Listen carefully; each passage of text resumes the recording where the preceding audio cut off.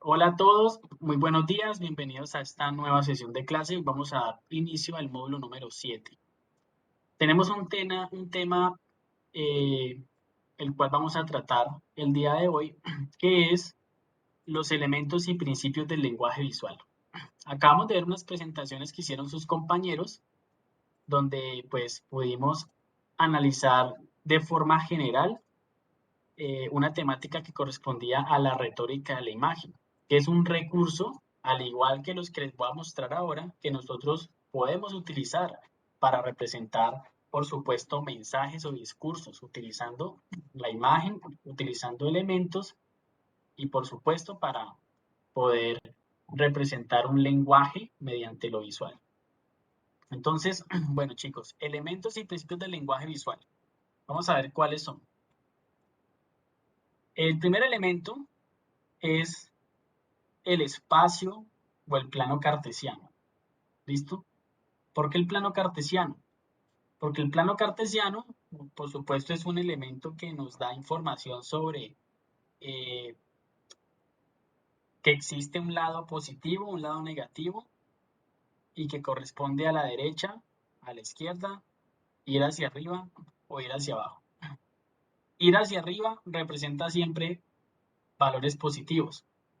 Ir hacia la derecha también representa valores positivos, ¿cierto? Entonces, si miramos esto en un contexto, digamos, de direccionamiento, podemos decir que si yo voy hacia adelante, voy hacia la derecha. Esa es una concepción que nosotros tenemos, al menos, pues, en el mundo occidental, donde hacia la derecha siempre estamos avanzando y hacia arriba, pues, también estamos avanzando. Y vamos hacia abajo, en dirección, por supuesto, negativa, y a la izquierda también iríamos en posición negativa. Entonces, si ustedes asocian esto con un videojuego en 2 dimensiones, ustedes se dan cuenta que para ir avanzando siempre vamos hacia la derecha. Si queremos devolvernos, tendríamos que ir a la izquierda. Entonces, tenemos esa representación y eso tiene una lógica. Y bueno, y para eso quiero mostrarles un ejemplo de una marca conocida de whisky que se llama Johnny Walker. Supongo que la han oído mencionar o la conocen, ¿cierto? Incluso hasta probado en algunos casos. Entonces, chicos, bueno, ¿cuál es la anécdota que tiene este caso? Resulta que la marca de Johnny Walker durante muchos años, sin tener, digamos, la intención, el personaje, digamos, este icono de como de un caballero, ¿cierto? Un lord, caminando, caminaba hacia la izquierda. ¿Ya? De pronto lo hicieron sin esa intención, pero resulta que a medida que pues, la marca empezó a tener. Y es algo que hacen las marcas, ¿no? Porque en publicidad se utiliza mucho precisamente la transmisión del mensaje y la percepción que tienen las personas de lo que están viendo. Entonces, está lleno de mensajes subliminales por todas partes. Entonces, ¿qué pasa? Si el Lord camina hacia la izquierda es como ir hacia el pasado, ¿no? Entonces, no, una marca siempre tiene que proyectarse, que va hacia arriba, que va creciendo, que está escalando posiciones y por eso todas las representaciones que ustedes vayan a hacer que tengan que ver con progresión, con crecer, pues deben dirigirse hacia la derecha, no pueden dirigirlas hacia la izquierda, porque es algo que subliminalmente se representa como que este señor está mirando hacia atrás. Aquí aparece que es del 98, pero creo que fue mucho después que la marca tuvo como un relanzamiento y por eso de forma, digamos, como de estrategia de comunicación, pues implementaron que, bueno, más bien pongamos a nuestro personaje que camina hacia la derecha porque está representando que yo voy hacia el futuro, estoy caminando hacia adelante. Entonces se tuvo en cuenta el sentido de lectura y escritura de la mayoría de los países del mundo y hasta el subconsciente de las personas, de todo aquello de lo que vaya en contra de la derecha. Entonces, si nos vamos a temas políticos, incluso a propósito, si ustedes buscan esta historia, se van a encontrar que, por ejemplo, en Estados Unidos había mucho esa digamos, concepción de que, bueno, lo que no va hacia la derecha, pues es como que de izquierda y demás, ¿no? Entonces, por eso, pum, mejor se curaron en salud y pongamos a este señor a caminar hacia la derecha. Entonces, recuerden el plano cartesiano, ¿no? O sea que el cuadrante en el que ustedes ubiquen los elementos, chicos, también nos dice algo. Si yo acomodo elementos en el cuadrante inferior, estoy diciendo algo. Y otra cosa es cuando tengo que acomodar en los cuadrantes superiores. Entonces, miren, a nivel ya de comunicación y, por ejemplo, en infografía, cómo se puede utilizar esto. Y pues la marca actual, que es esta, ¿no? Keep walking y caminando hacia la derecha. Bueno, entonces vamos a ver los elementos conceptuales, que son básicamente la representación misma. El primer elemento conceptual es el punto. El punto es el génesis de todo. Todo está formado a partir de puntos, porque una línea es una serie de puntos. Un rectángulo es una serie de líneas, también por decirlo así, y por consiguiente una serie de puntos. Entonces el punto es el signo más sencillo que puede formar parte de una imagen y sin duda es el elemento más simple del lenguaje visual. El punto tiene una enorme fuerza de atracción sobre la mirada y su ubicación dentro del encuadre crea interesantes relaciones de composición. En esta presentación que ustedes están viendo en este slide, si yo quito el texto donde dice punto y solamente les dejo un fondo blanco y un punto negro, estoy seguro que ustedes se van a dirigir, o sea, lo primero que van a hacer es dirigirse a ese punto negro, aún siendo más pequeño que todo el área blanca. Y eso es precisamente porque el punto nos da una ubicación, nos da una dirección. Cuando estamos viendo el mapa, el GPS, damos cuenta que estamos en todo momento buscando puntos de ubicación. Y eso se refiere a precisamente pues a ese principio. ¿Ok? Entonces, vámonos con otro elemento conceptual que es la línea. La línea vendría siendo como el segundo en los elementos primarios, ¿no? Podríamos decir que la línea es el trazo del punto al desplazarse. Una sucesión de puntos contiguos, o sea, una cantidad de punticos. En este cuadro, pues, en este caso parece que fuera digamos, una continuidad no de puntos, sino como de cuadraditos, como de píxeles. Pero, pues, digamos que la representación viene siendo la misma. El punto, dice Kandinsky, un pintor y artista muy reconocido dentro de la línea del cubismo, luego hablamos de él, está constituido exclusivamente por tensión. La línea, en cambio, combina tensión y dirección. Cuando nosotros ya tenemos una línea, tenemos un poder adicional y es que podemos marcar dirección. El punto no nos marca una dirección, digamos, señalada, nos marca una ubicación, un punto en el universo, pero la línea sí nos puede dar una guía, entonces de ahí podríamos ya empezar a armar la flecha, ¿no? Que nos dice vaya hacia allá, vaya hacia la izquierda, vaya hacia la derecha, etc. Un punto no nos da una señal, mientras que la línea sí. Miremos estos ejemplos que están al lado derecho de qué connotaciones, ¿cierto? Miren la palabra connotación, nos puede dar la línea. Si queremos que algo tenga actividad, miren esta representación. Cuando algo que queremos que sea pasivo, entonces hacemos una línea pasiva. Algo estructural. Entonces miren estos elementos cómo nosotros podemos utilizarlos en nuestras representaciones gráficas de lo que estemos haciendo, en infografías, en póster, carteles, en presentaciones, etcétera. Cuando algo no es estructural, fluido, suave, entonces para representar el agua, ¿cierto? Cuando algo es estable, inestable, estable, inestable. Cuando implica tensión, verticalidad, horizontalidad, ¿ya? Efusividad. Y bueno, como pueden ver aquí una cantidad, digamos, de incremento o expansión o, o de crecimiento. El tema, digamos, de las direcciones de estas flechas, ¿no? El incremento hacia el lado positivo va creciendo y hacia el lado negativo va creciendo, quiere decir que va decreciendo, ¿ya? O sea que miren cómo empieza a tener relación esto con también los direccionamientos de lo que hablaba ahora del plano cartesiano. Y bueno, empiezan a aparecer otros elementos conceptuales como el plano, que nosotros hemos estado trabajando con planos, al menos en Illustrator, todo el tiempo. Y ya sabemos que un plano está compuesto por un, un espacio o forma, ¿cierto? Y está también conformado por un contorno. Perdón, una superficie, ¿ya? Que sería el relleno. El relleno viene siendo la superficie, que es toda esta área interna, y el contorno, que es el límite. Cuando ustedes crean estas formas en software digitales, se dan cuenta que por eso tenemos un, un parámetro de color para el contorno y un parámetro de color para el relleno, y son totalmente independientes. El contorno nos muestra el límite, ¿ya?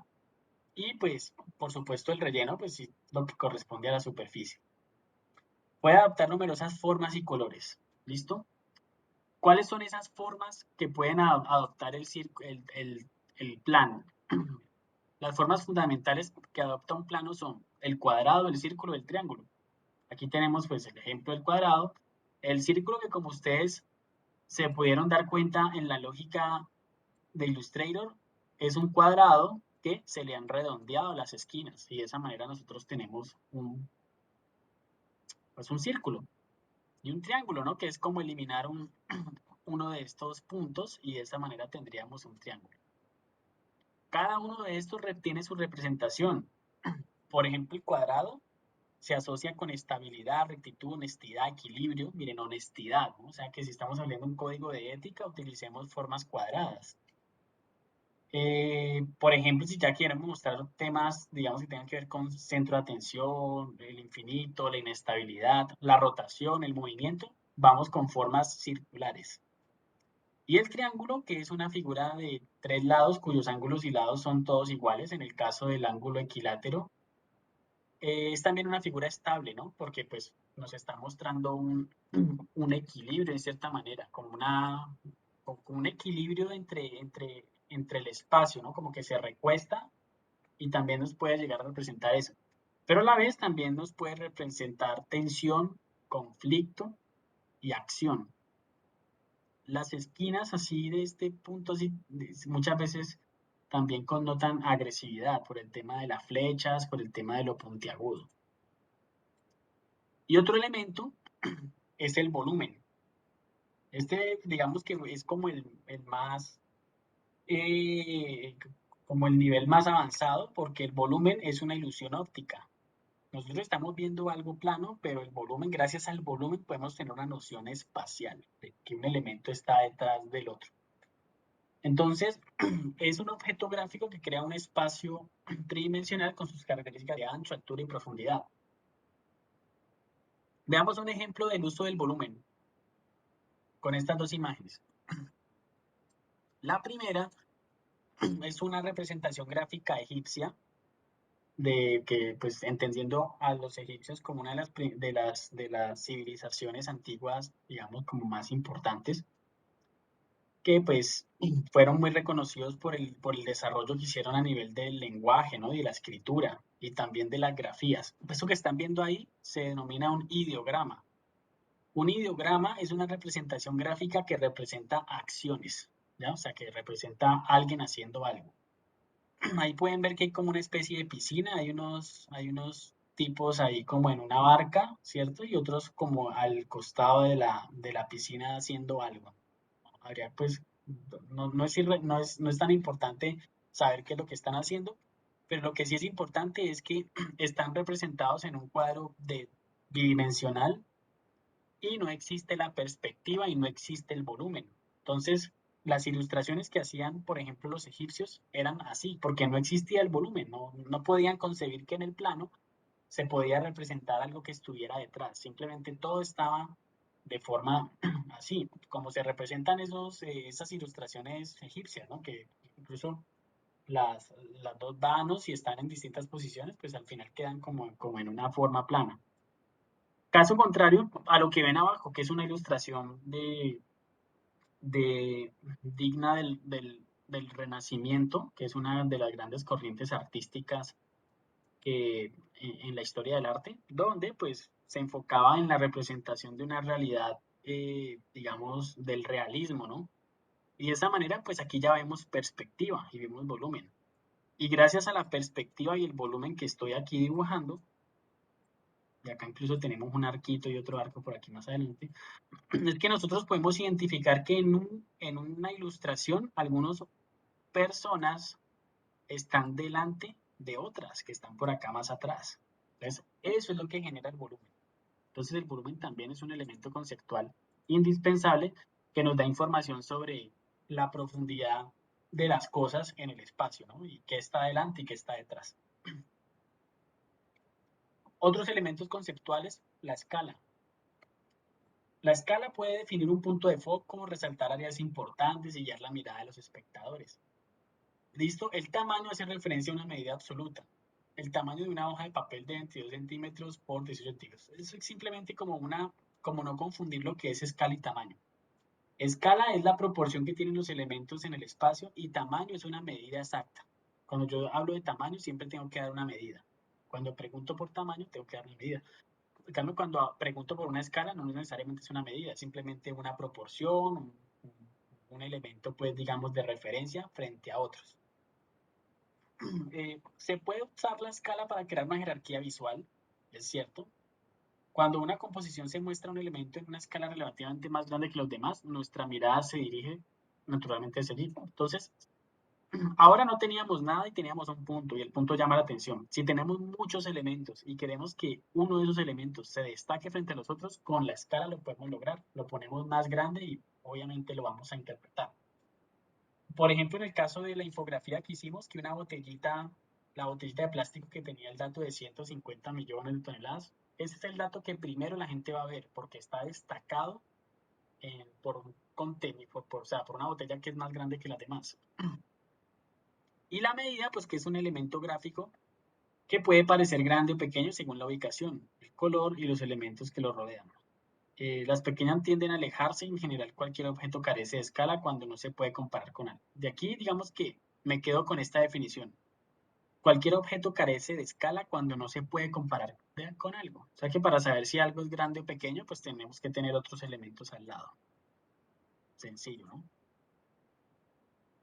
El color, un elemento, pues por supuesto. Miren que al final todo lo que nosotros hacemos en representación gráfica es utilizar estos elementos que estamos trabajando. Puntos, líneas, formas. Acabamos de ver la escala, el volumen, ahora el color. Isaac Newton es mundialmente reconocido por haber creado el primer círculo cromático en 1706. Newton tomó el espectro de colores que se produce cuando la luz atraviesa una prisma: rojo, naranja, amarillo, verde, azul, índigo y violeta, y los ordenó en un círculo segmentado. Al girar rápidamente el círculo en un disco rotativo, los colores se mezclaron y se convirtieron en blanco a la vista del ojo humano. Eso es simplemente un dato anecdótico, pues con respecto a la combinación de los colores y bueno, y llamémoslo pues con el efecto de ese movimiento, de ese giro. La imagen que están viendo ahí es el círculo cromático de la teoría del color de Newton, que hasta el día de hoy tiene pues mucha inferencia en lo que se llama la teoría del color, ¿no? Pues ese que están viendo aquí es un círculo cromático donde, pues quiero que lo analicen por un minuto y analicen pues el círculo y analicen la representación de al lado.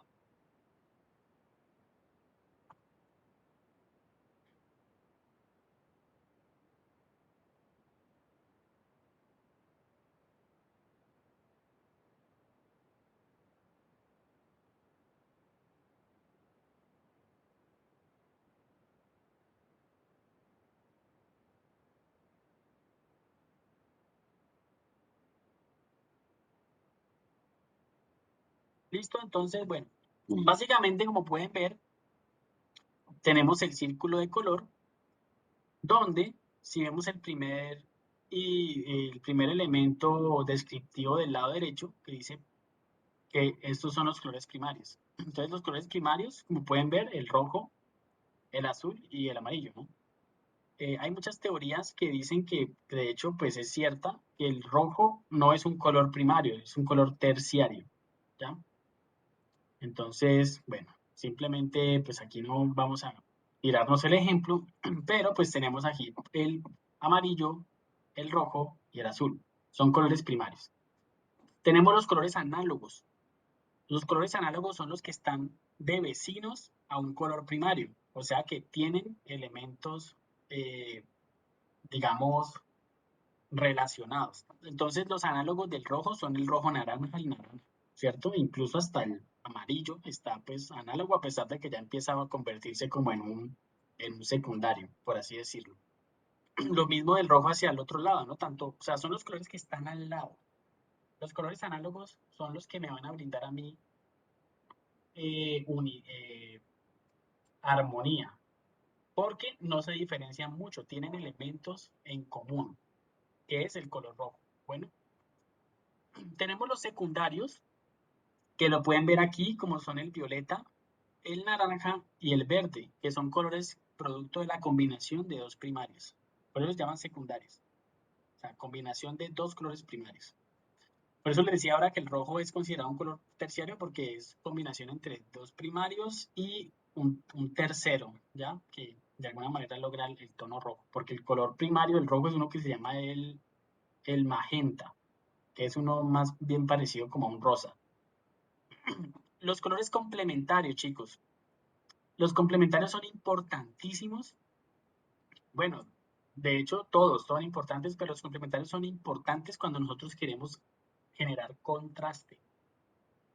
¿Y por qué se genera contraste? Porque son colores opuestos. Es como decir el blanco y el negro.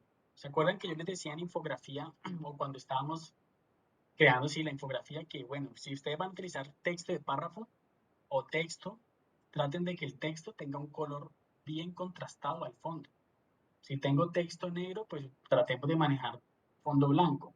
Y si tengo texto en blanco, pues un fondo negro, ¿cierto? Eso sería el contraste perfecto. Los colores complementarios nos sirven para eso, para generar contraste. O sea, son colores que no comparten para nada ningún tipo de relacionamiento y sirven para generar alto contraste. Entonces aquí los podemos enfrentar. Por ejemplo, el amarillo y el violeta, el rojo y el verde. O sea, la Navidad son colores complementarios. El azul y el naranja, el rojo naranja y el blue green que está aquí. Entonces el círculo cromático sirve para enfrentarlos. Es exactamente el color que está al lado opuesto y sirven para teoría del color a la hora de seleccionar tonalidades en sus composiciones. Tenemos los colores intermedios, que son estos que ven aquí, que son el yellow naranja, el red orange, que son pues, están en la mitad entre los secundarios, ¿no? Vendrían siendo como los terciarios también. Y bueno, y aquí pues simplemente unas combinaciones que también funcionan muy bien a la hora de componer elementos. Bueno, otro elemento importante es la textura. La textura nos sirve para no solamente eh, una representación visual, sino también el tacto, porque la textura nos puede mostrar que algo es corrugoso, es la representación de los materiales, la madera, cuando algo es liso, etcétera. Entonces la textura juega un papel importante también, por eso es necesario utilizarla. Y ahora vamos a ver algunos elementos de relación, que es simplemente una combinación de lo que acabamos de ver para pues, representar, por ejemplo, el énfasis y el punto del enfoque. Cómo nosotros podemos destacar por medio de la forma, podemos destacar por medio del color y el tamaño. Miren que en estos tres casos estamos destacando un objeto. El destacado es este, o sea, el distinto a todos los demás. Siempre lo distinto va a destacar, ¿no? Lo podemos también diferenciar por color. Todos tienen la misma forma, pero el color es distinto. Y por tamaño, que es la escala, ¿no? Este sería el elemento que más nos muestra ese punto de enfoque. El balance y el equilibrio. Es algo que yo les decía mucho a ustedes en comentarios de la infografía. Les decía, pilas con la alineación, con el equilibrio de los elementos. No importa que los elementos sean distintos. ¿Y eso a qué me refiero con eso? Aquí podemos ver que esta representación es simétrica. ¿Por qué es simétrica? Porque si lo dividimos en dos, estos elementos que están aquí son los mismos que están acá. Esta de acá es asimétrica, pero desde el punto de vista de que los elementos no son los mismos. Pero al final sí hay un equilibrio, y es que los elementos tienen un contrapeso. Entonces lo que les decía la infografía es que en este caso esto puede ser un texto, esto puede ser una imagen, esto puede ser un icono, ¿cierto? Entonces, quiere decir que así los elementos sean distintos, yo puedo generar un equilibrio. Y aquí está representado el equilibrio. Así los elementos no sean los mismos. Cuando ustedes quieran representar movimiento, ¿cierto? Pues lo hacemos utilizando este recurso, ¿no? La posición en círculo. para representar frecuencia. Vemos claramente cómo cada uno de los triángulos pues está ubicado, dándonos una impresión de movimiento y pues en este caso de patrón. Y también podemos lograr ese ritmo o movimiento de forma lineal. Miren que aquí yo tengo 1, 2, 3, 4, 5, 6, 7, 8. Y aquí vuelvo a empezar. 1, 2, 3, 4. Y acá iría nuevamente 5, 6, 7, 8. Irían los cuadritos aquí para representar ese patrón que está acá. O sea, este bloque que va aquí es el que iría acá. Y de esa manera yo presento ritmo.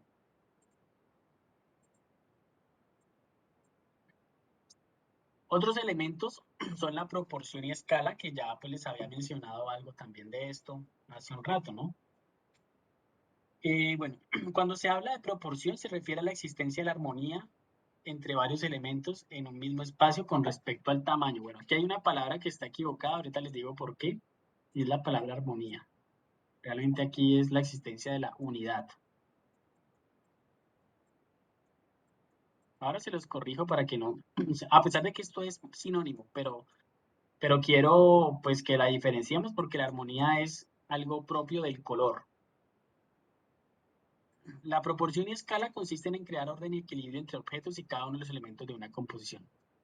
Entonces nosotros podemos mostrar la proporción y la escala por medio del tamaño. Entonces, varios elementos en diferentes tamaños dentro de una misma composición crean una relación entre sí. ¿Cuál es la relación que tienen estos objetos? Pues primero son el mismo objeto, pero se van volviendo más pequeños. Entonces, de alguna forma sirve para presentar la proporción, ¿cierto? O la escala, porque unos tamaños son más grandes que otros. En este caso, miren cómo los elementos se proporcionan en el formato.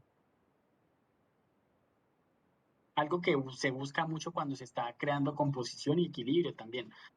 Por ejemplo, en diseño web esto aplica mucho, ¿no? Que son esos diseños flotantes donde los elementos están enmarcados en una retícula y pues dependiendo del contenido que tengan se van a adaptar a un espacio. O en el caso de que ven aquí, por medio de división. Esto es cuando los contenidos no son flexibles. Entonces yo quiero tener una proporción y escala, varios elementos están separados y con diferentes tamaños, pero creando visualmente una unidad. Quiere decir que si aquí yo tengo un texto que tiene yo que sé, 500 palabras, aquí tengo uno que tiene 150 y aquí pues tengo una imagen, pues no quiere decir que yo vaya a escalar esto porque no se me va a adaptar de una forma coherente. Si yo quisiera que esto llegara hasta abajo, de pronto me quedaría un texto así. Entonces, ¿qué pasaría con este espacio muerto? Nada. Entonces, en muchos casos, no necesariamente yo tengo que ocupar todos los espacios, pero sí quiero simplemente tener una retícula y organizarlo de esta manera. ¿Vale? Son temas, digamos que de primera medida pueden ser complicados de interpretar, pero créanme que hacen parte a veces de un oficio lógico que nosotros hacemos cuando estamos creando y a veces inconscientemente siempre buscamos el equilibrio, buscamos la armonía, pero es importante tenerlo en cuenta. Ahora sí, lo que les decía con respecto a la armonía de la unidad. La unidad se representa cuando los elementos tienen relación entre ellos mismos. Esa unidad puede estar dada por la forma, por la sucesión, que es la representación de escala, pero todos son el mismo, y por la proximidad. Miren que yo gano unidad cuando la distancia entre objetos es equidistante. Eso es una manera de tener unidad por proximidad. Entonces, cuando ustedes crean los iconos en infografía, que no les quedan de las mismas distancias. Eso es un error si no quedan de la misma distancia. Debe haber una coherencia para que haya unidad y se perciba un orden. Y la armonía, como les decía ahora, miren que la armonía es un principio que se refiere al color específicamente, ¿ya? Entonces, cuando hablamos de armonía, estamos hablando de colores que son análogos. ¿Se acuerdan los que están al lado de los primarios? O al lado del color que ustedes estén seleccionando. Entonces, por ejemplo, si yo les digo, vamos a trabajar tonos verdes, y ustedes seleccionan el color verde y van a trabajar con análogos, quiere decir que los otros colores con los que van a trabajar van a ser derivados del verde. No pueden ponerse a trabajar con un rojo, que sería totalmente el color complementario u opuesto. Y el contraste. El contraste, pues por supuesto, es la diferencia, o sea, es la diferencia entre armonía. El contraste es el color opuesto. Es cuando queremos tener precisamente una alta diferenciación. Y bueno, y ya creo que esta es la última, sí, justo a tiempo. Y por último, pues una recomendación, que es la simplicidad, ¿no? Entonces debe existir un equilibrio y armonía entre colores, tipografías y elementos utilizados en cada uno de nuestros diseños. Siempre tiene que existir eso. Y hay una frase muy utilizada también que dice menos es más. Muchas veces no quiere decir que nosotros tengamos que recargar lo que estamos haciendo y llenándolo de imágenes, de gráficos, no, sean moderados con el uso de la imagen y los elementos gráficos, porque menos es más. ¿Ya? Si utilizamos muchos elementos, empezamos a volver complejo una interpretación.